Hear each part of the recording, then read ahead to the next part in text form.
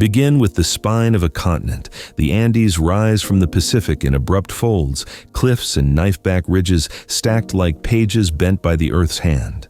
Westward, a bone-dry desert rakes the coast. Eastward, cloud forests collapse into the Amazon. In between lies a ladder of climates so compressed that a day's walk can cross seasons. Icy Puna with thin blue air, high valleys where frost bites at dawn, and corn tassels by noon, quebradas that funnel mist like rivers in reverse. Out of that steepness, people learn to turn altitude into architecture and climate into calendar. The ocean writes the prologue in cold ink. The Humboldt Current chills the Peruvian coast, starving the air of moisture and feeding the sea with life. Fog, garua, ghosts inland and vanishes. Rain is a rumor that rarely arrives. For thousands of years, rivers slicing down from the highlands were the only pens that could draw green on the sand, and along those narrow bands, humans planted memory. Irrigation was not luxury. It was law. Canals traced geometry over fields of cotton, maize, gourds. Fishing towns mended nets under skies that never stormed, and traded anchovy silver for cotton thread and spondylus shell carried up from warmer waters. Far above, stone remembers older stories. In the north, at Chavín de Huántar, a temple rose at the meeting of two mountain rivers, its galleries like veins for sound and water. Pilgrims climbed with offerings, priests moved through corridors where light narrowed to slits and voices turned to animal. The Lanzón, granite-fanged and unblinking, held court in a shaft where a minimal sunbeam became a ritual. Here the Andes learned to whisper in stone, and the whisper carried feline deities, spirals, staffs, the grammar of power carved in low relief and multiplied in ceramic. Between coast and heights, cultures braided and unbraided. Paracas tended the desert south of Lima, inventing threads that outlived kings. Their textiles, alpaca, vicuña, cotton, held colors stolen from earth and insect, and patterns that wrote myth without letters. The dead were wrapped in them, seated and facing a future, imagined as a horizon. Later, on those same pampas, Nazca cut lines into the sunburned skin of the desert, brushing away rusted stones to expose pale soil beneath. Their geoglyphs span hillsides and valleys, monkey tail coiled, condor outstretched, hummingbird poised in an eternal sip. No tower watched them, no colossus cast shadow. The sky was their page, and the walkers and spirits their readers. North again, the Moche learned to speak narrative in clay and metal. River-fed valleys became stage and workshop. Pyramids of adobe rose by the thousands of bricks, each stamped with the mark of a labor group, a census baked hard by sun. On stirrup-spout vessels, the Moche painted real faces, real acts. Hunters and healers, rulers and prisoners, rituals both generous and severe. In copper and gold, they hammered masks that held the likeness of a living god-ruler, eyes inlaid and intent. Tombs at Sipan preserved this splendor under layers of earth and prudence. When unearthed, staff and diadem, bead and bell reassembled a society that recorded itself without alphabet and trusted the grave to keep a ledger. Highland societies answered with other tools. Wari built roads and gridded cities on mesa tops, drafted terraces that taught mountains how to eat and drink. Fields held potatoes in dozens of shapes and tempers, quinoa nodding white and red, canihua like fine punctuation against the wind.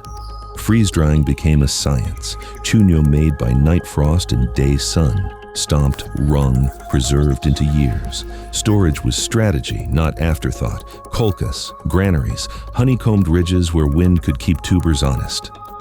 In the south, Tiwanaku on the Altiplano, beyond what is now Peru, set monoliths into an order that watched lake and sky in slow conversation, their influence traveling by trade, marriage, and idea into valleys that fed the future.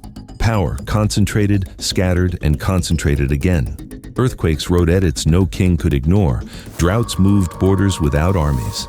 Yet across centuries, a method matured. Take a vertical slice of the world and make it one household. Llamas and alpacas climbed where wheels would break. Salt came from high pans, coca from clouded slopes, chili and cotton from the coast, fish and spondylus from currents far to the north. This vertical archipelago, the islet who extended by altitude, turned fragility into resilience and created a habit of exchange that outlived dynasties. Stone in the Andes does not lie idle. It is recruited. At Sacsayhuaman above Cusco, later masons fit zigzag walls of andesite so precisely that gaps became concept, not accident. But before that perfection, other hands learned the arts of aligning rock to intention.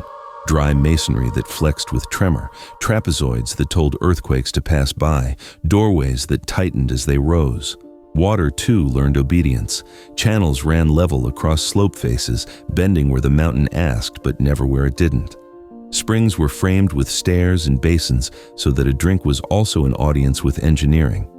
The Andes also trained messengers. In thin air, runners took to stone-paved paths and hung ladders across cliffs, a relay without wheels that could outrun news and famine alike. Qhapaq Ñan, keepers of Quipu, tied numbers and categories into chords, a textile mathematics that carried census, storehouse counts, and perhaps stories in knots and colors. Where writing is absent, memory must be embodied. Where mountains impede, bodies must become messages.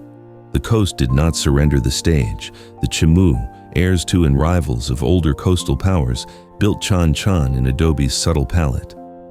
Walls 10 and 12 meters high, etched with fish nets and pelicans, turned sand into statement. Reservoirs captured a city's thirst. Canals marched fresh water from distant rivers into gardens and courtyards. Workshops hummed with metal and feather and shell. Noble compounds stored tribute that smelled of sea and silt. When the Highlands finally came west with their empire, they understood the threat. The Chimu were masters of water in a desert that obeyed water alone. Time in the Andes is not a straight road, but a switchback. Civilizations rise where older foundations sleep. New temples borrow the alignments of old stars. Even myth travels in layers. In high communities, stories of mountain beings, APU, hold territory sacred, not as scenery but as personality. Offerings of coca and chicha at passes, small cairns built with 3 stones, are not superstition, but contracts renewed. The agreement is simple. The mountain allows, the people respect, and harvest and journey may proceed. Cusco sits on a node where such agreements accumulated. Here, a future capital would take shape. Here, lines of power and pilgrimage would cross like warp and weft. But before empire named it navel, the valley learned irrigation and terrace, calendar and market. The river Ucaymayo practiced its bends. The hilltops stored their stones. The sky rehearsed the angles of solstice on walls yet unbuilt.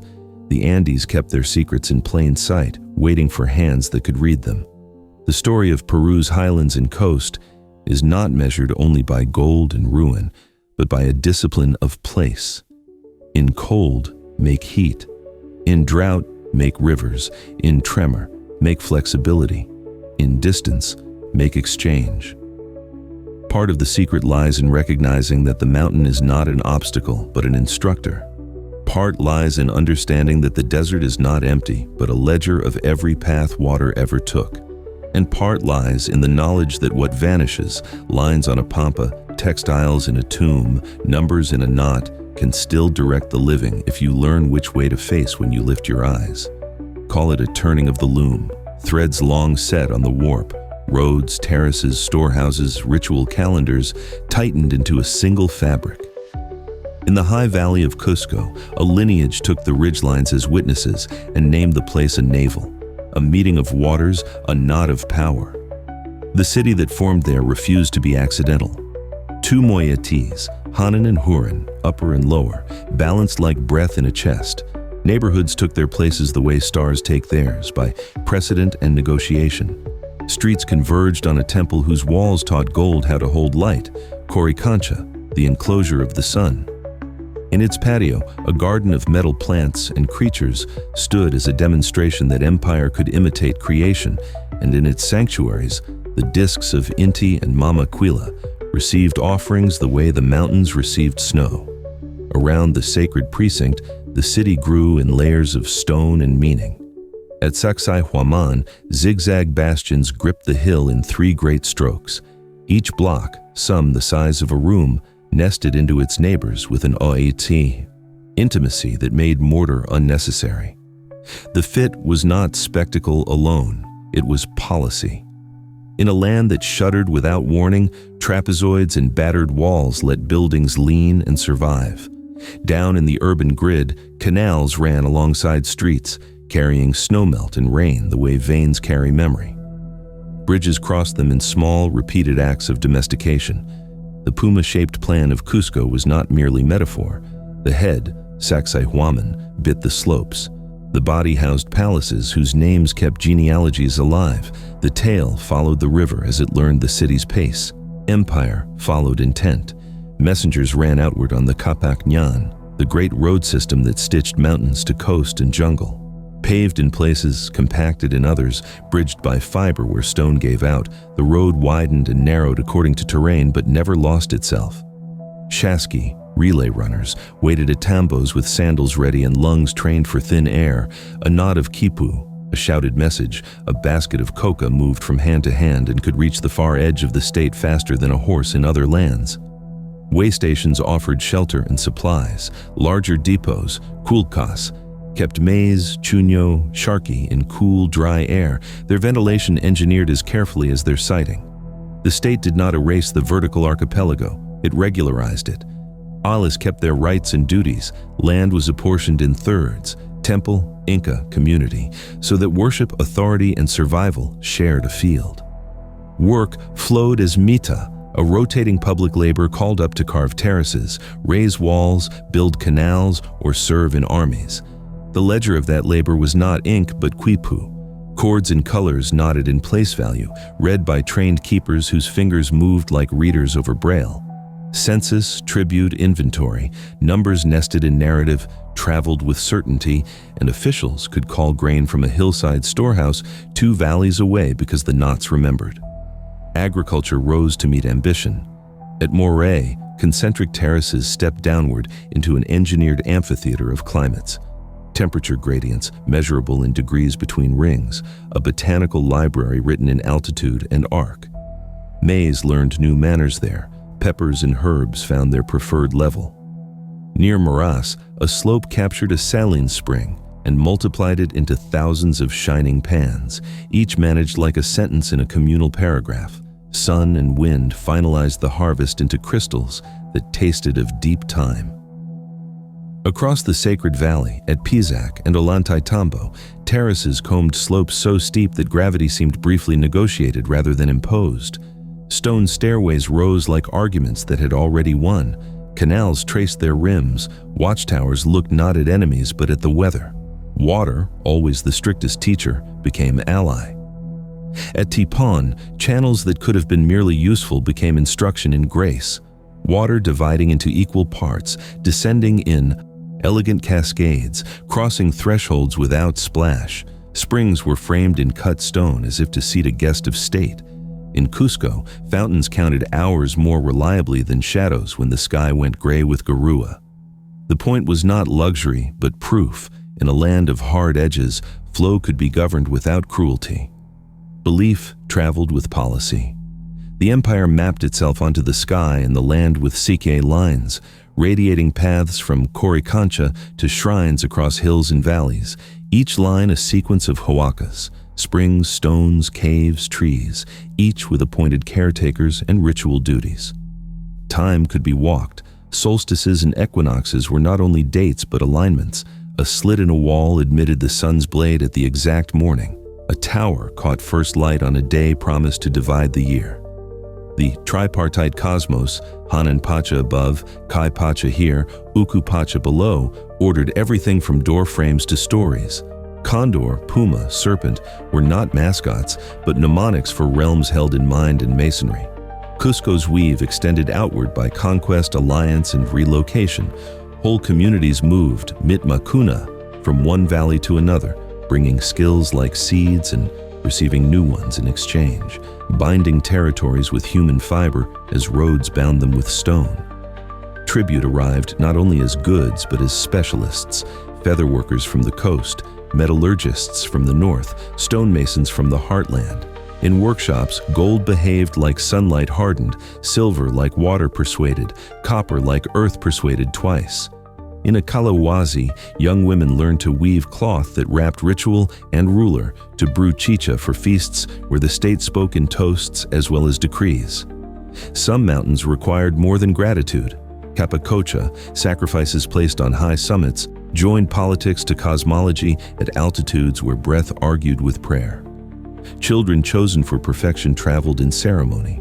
Offerings of miniature llamas, figurines of metal and shell, fine textiles, and, in rare cases, the still bodies of the chosen themselves were interred in the cold, gifts meant to anchor treaties with the Apis in harsh years. To eyes from elsewhere, this is a hard sentence to read. To the Andes, it was a grammar of reciprocity extended to the edge of sky. Then there's the question that draws pilgrims of our own time. A royal estate, raised in cloud, stone without mortar locked like thought, stairways that fold the mountain into themselves, Machu Picchu. Not a city in the coastal sense, not a fortress as the zigzag of Sacsayhuaman is, but a country house of theology and power, credited to Pachacuti, the ruler who turned Cusco outward and named the four quarters Tawantinsuyu. Here, a window bites the first sun of winter solstice. There, the Intihuatana, the hitching post of the sun, holds angles that teach noon not to wander. Agricultural terraces descend in green syntax toward the Urubamba's loop. The sacred rock mirrors the profile of the mountain behind it, as if land and sign had agreed on a shared face. Empire also mastered forgetting. Conquered lords sent sons to Cusco to learn allegiance braided with privilege. Rebellions were answered with relocation rather than annihilation when possible. Gods of defeated places were invited into the capital's pantheon and given addresses among the Sikhs. Power wore velvet and stone at once. Feathered headdresses gleamed under Highland sun. Procession measured streets in a liquid meter. Festivals rolled through the year like constellations through the night. Yet the weave had tensions. The coast, disciplined by canals and ritual, watched Highland administrators with regard sharpened by memory of Chimu splendor. The jungle margins gave gifts but refused numbers. The north held loyalties older than Cusco's rise. Old droughts had ended empires before, and the state's strength, centralization, could become a fragility when more than weather shifted. Rumors traveled as fast as shaskis. Prophecy shared roof space with inventory. A comet or an earthquake could be footnote or thesis, depending on who told the story at dusk. Still, for a span of years, the Andes looked in the mirror of its rivers and saw an order that pleased it. Terraces full, roads busy, storehouses sweet with dry grain, festivals on time, a capital that balanced heaven and earth with a sure hand. On hilltops and in valleys, the dead were kept near in towers of stone, chulpas, so that advice remained available. And in life, councils met in plazas where sound carried clean on thin air. The secrets of the Andes were not hidden in chambers, but written on slopes and streets, visible to any who could read mountain grammar. What came next would test that literacy against a language from across the sea. Before steel flashed, sickness came. Fevers and coughs sent ahead of strangers by currents and caravels, emptying villages that had never seen a horse. The empire's ledger could count stores and sandals, but not breath. Into this open seam rode a small company with large certainty. On a high plaza at Cajamarca, where steam rises from baths a ruler favored, a meeting staged itself as parable. Atahualpa, victor in a civil war against his brother Huascar, sat in the height of captured luck. Pizarro arrived with letters, friar, bell, and gun. A book was presented and did not speak.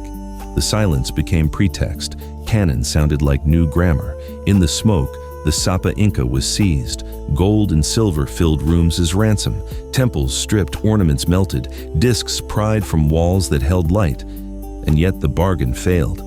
Atahualpa died, and with him a way of measuring consent. Cusco watched its puma body break. Spaniards entered palaces whose stones they praised and repurposed. At Coricancha, the sun's enclosure lost its gold and gained a cloister. Dominican chants learned to live in rooms that had been warmed by solstice. Sacsayhuaman's great teeth were quarried into smaller stones that walked downhill to become door lintels for a new city that called itself the Old One's heir.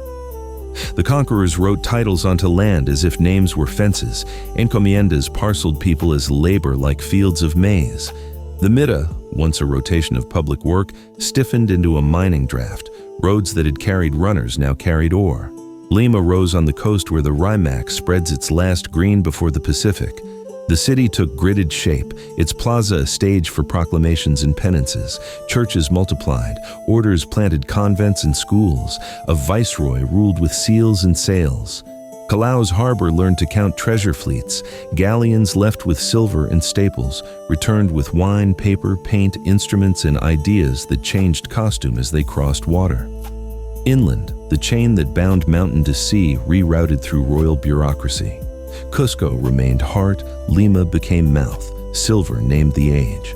Far to the south, a mountain, Potosi, fed an empire, but Peru's highlands added their own veins and, crucially, their mercury. In Huancavelica, cinnabar bled quicksilver that made patio refining possible at altitude. Amalgam married silver so it could be smelted in bulk. The cost was counted in lungs and years. The mining meta drew men by quota from highland communities. Journeys to shafts became percussive rituals measured in steps, not prayers. Some returned, some didn't. Villages stitched their absence with women's work and stubborn harvests. The economy glittered, the countryside thinned. The church came with cross and also with ears. Baptismal fonts were carved, catechisms printed in Quechua and Aymara. Saints walked into mountains under new names. Extirpators of idolatries burned huaca shrines and buried stones that had negotiated weather for centuries, yet rocks resurfaced in different corners, dressed in candles and flowers, sharing chapels with virgins whose robes learned Andean stars. A movement, Taki on Koi, the dancing sickness, swept through valleys, promising that the old huacas would rise and the strangers' icons fail. It ebbed under pressure, but its rhythm survived in fiestas where drums remembered more than sermons permitted. Writers answered conquest with ink that refused to forget. The mestizo Inca Garcilaso de la Vega, child of a conquistador and a noblewoman of Cusco, set down the Comentarios Reales, giving the empire a voice that could read both Latin and Quipu logic. Felipe Guaman Poma de Ayala drew a new chronicle in pictures and words, a 1,000-page letter to a king outlining abuses and advising better rule. His pen delineating clothing, tools, ceremonies, punishments with the clarity of a witness who had run out of patience. Their pages traveled slowly, were shelved, lost, found. Meanwhile, oral libraries went on circulating in kitchens and markets. Cities learned to sit on 2 floors of time at once. In Cusco, earthquakes toppled Baroque. Facades, but the Inca foundations held. Trapezoids shrugging the shock, masons rebuilt Spanish walls atop stones cut by ancestors. A style flowered, Andean Baroque, cherubs with highland faces, vines that twined local birds, retablos where silver leaf blazed like Andean sun in churches fragrant with copal. Painters of the Cusco school hung archangels dressed as musketeers, Marian mantles embroidered with valleys, a theology fluent in 2 idioms at once. The countryside reorganized under crown designs. Reducciones, planned towns, gathered scattered hamlets into grids with a church at the center, easier for census and sermon alike. Haciendas grew, communal lands shrank and resisted. Coca fields climbed where climate allowed, feeding miners' lungs and rituals' needs. Wool and hides moved along roads that had forgotten messengers and learned mule trains. In the jungle's eyebrow, missions took root and in some places withered. In others became towns that still sell salt and rosaries on the same street. Disease and tribute pressed, yet Quechua persisted like a river that finds multiple beds. Names of plants and winds, methods of planting and freezing, kinship diagrams and jokes traveled without documents. A woman stirring chicha could recite more history than a magistrate. A man cutting a canal could correct a surveyor with a glance. The Quipu keepers lost favor, their cords taken, misunderstood as pure numbers or banned as sorcery, but knots continued in other places, at slings, in braids, in the way a net remembers the hand that made it. Rebellions rose like weather. In the 17th century, local uprisings crackled and were put out. In the 18th, a storm gathered. José Gabriel Condorcanqui took the name Tupac Amaru II, claiming descent from the last Inca executed by Spaniards. He lifted the Highlands in revolt, called for the end of Mita and abuse, for a return that was also an invention. For months, the valleys burned with possibility. Cusco itself felt the tremor. The colonial state answered with force and spectacle. Execution in the plaza, dismemberment meant as lesson. The lesson stuck, but not the intended one. Memory took his name and folded it into songs, flags, future slogans. Through it all, the Andes acted as archive and editor. Terraces continued to grip hills where they were maintained. Where they were not, they slumped like a sentence abandoned mid-thought. Llamas still negotiated altitudes. Potatoes refused extinction by diversity. Markets on Sundays still braided gossip and maize. Over Lima, the Garua kept its grayscale. In mountain towns, skies went cobalt and cracked with a pageant of lightning. The secret of survival remained the same as before, conquest and after. Alignment, of water to stone, of work to season, of story to place. A new century would test that alignment again, this time in the language of independence and the arithmetic of nations. Independence arrived like dawn through cloud. First, a pallor on the coast, then light cresting the Sierra. In 1821, José de San Martín proclaimed freedom in Lima. In 1824, at Ayacucho High on Punagrass, Bolívar's officers finished the sentence with cavalry and resolve.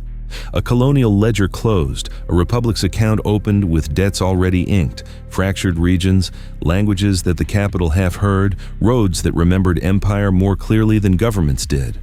Yet the mountains, expert in continuities, kept teaching.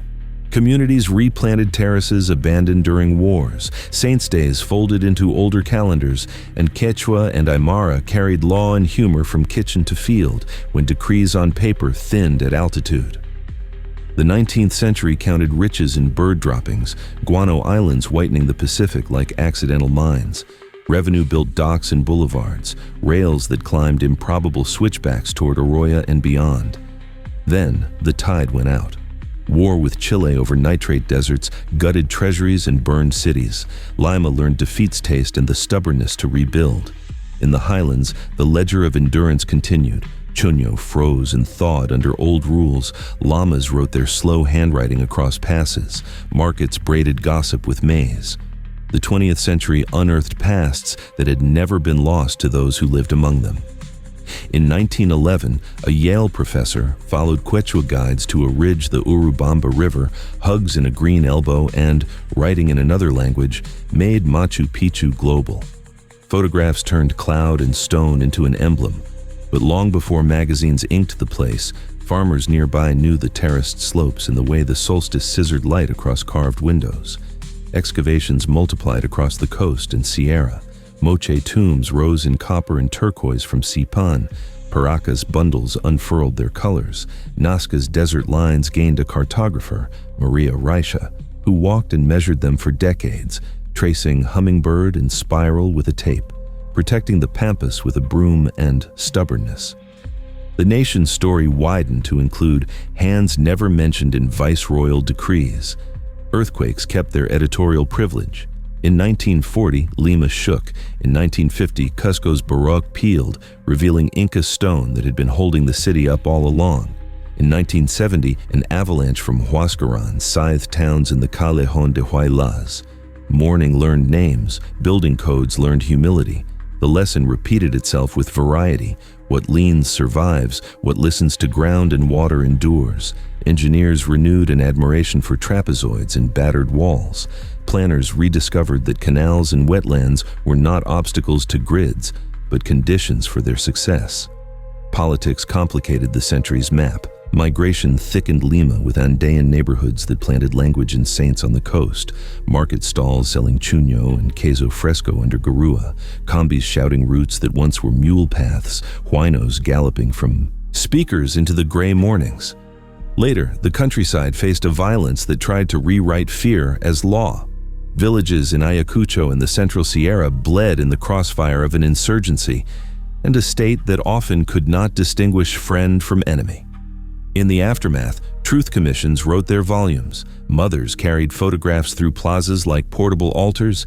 The country learned that memory is a prerequisite for future, not its enemy. Meanwhile, old solutions reappeared with new names. On the coast and in the high valleys, communal crews revived amunas, the pre-Inca infiltration canals that slow wet season torrents and feed springs months later. On the Altiplano, farmers re-raised waru-waru, elevated fields laced with water that buffers frost and stores heat. In the Sacred Valley, the potato park near Pisac stewarded hundreds of varieties, each a tiny treaty with climate. Women cataloged tubers by taste and cloud behavior, a taxonomy more durable than expo pamphlets.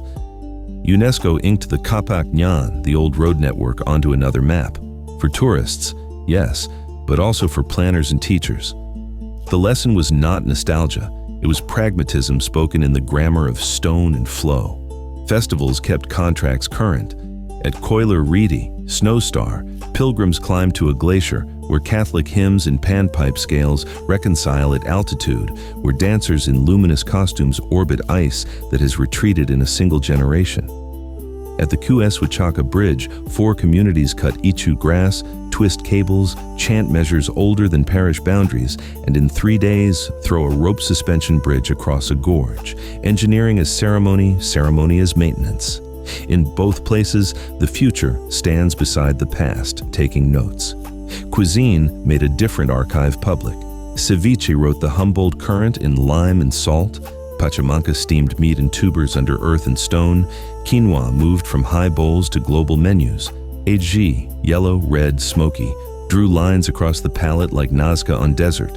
Chefs, some trained abroad, returned to translate altitude into plate without stealing it from farmers. Markets spoke the truth. Restaurants cannot invent. That flavor is an economy of rain. That price is a climate. That a potato is a library. The present still negotiates with the old sovereigns. Glaciers in the Cordillera Blanca pull back like breath held too long. Lakes born of their retreat threaten valleys with sudden release.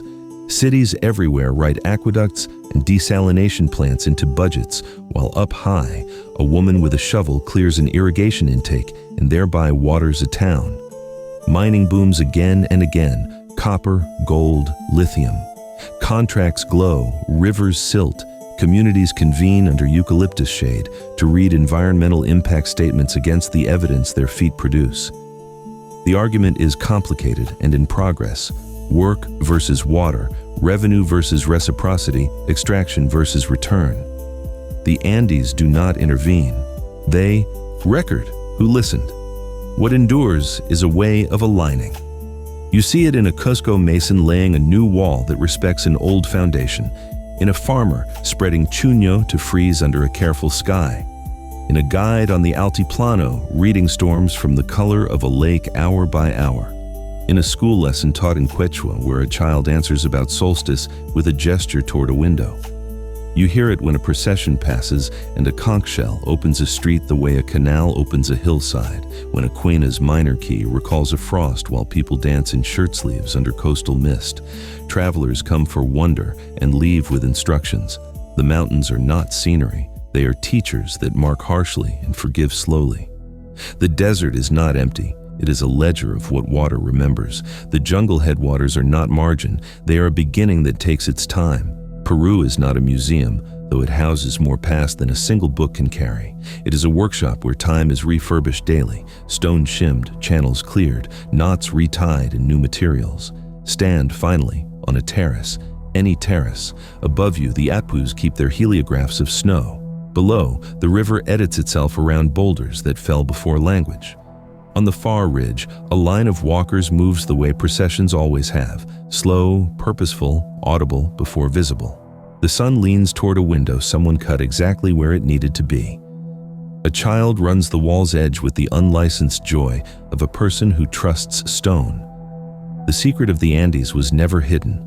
Learn the angle, make the offering, read the season, share the surplus, remember the dead without making them tyrants, and build so the next tremor is a lesson, not a verdict.